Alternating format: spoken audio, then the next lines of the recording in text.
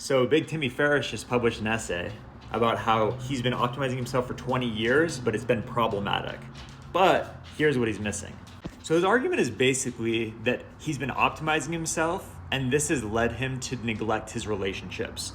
And so you shouldn't optimize yourself, because instead what really matters in life is relationships. You're always journaling about how you failed to not get stressed by work or something, instead of just texting your 3 best friends and saying, "Can I make you a pot roast tonight?" So he's saying stop with the former and start with the latter. But this is a false dichotomy. At the end of the day, you are a self. And actually, Timmy is a self.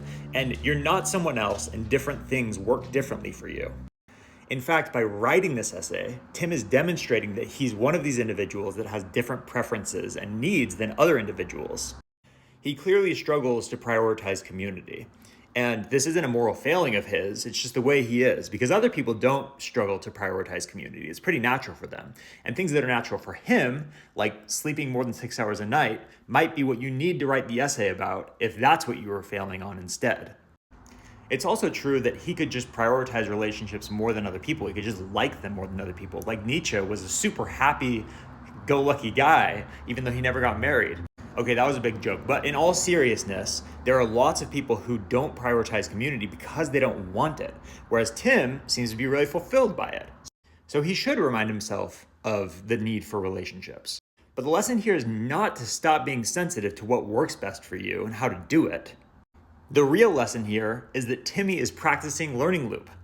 He realized he needed to value relationships more, so he wrote this essay, which is basically a note to himself from the February self that just wrote this essay to the future self in November that stops hanging out with people. And so he's gonna, I promise you, forget at some point that relationships are as important as he believes them currently to be.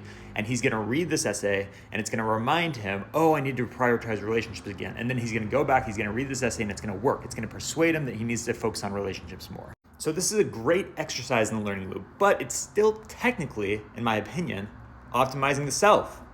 So if I had written this note, I might have added it to several different notes. Like I might have put it at the top of my values sheet that, oh, I have this big epiphany that relationships are the most important thing. And then I'm gonna consult that when I decide how to spend my time and what to do. Or I might add it to my morning routine to take 5 minutes and make sure that I have plans later that day with people. There are a ton of different ways to keep track of this stuff, a ton of different notes you could put it in, but you need to keep track at the end of the day of what works for you, specifically for you. So thanks for the essay, Tim. I'm glad you're practicing learning loop.